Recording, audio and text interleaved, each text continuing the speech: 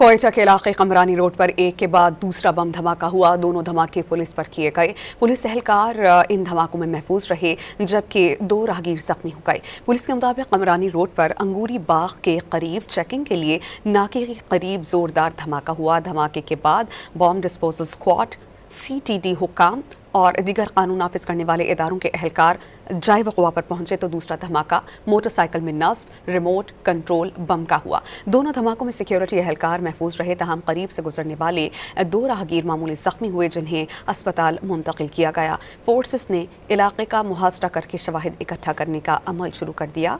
मजीद तहकीकात जारी हैं।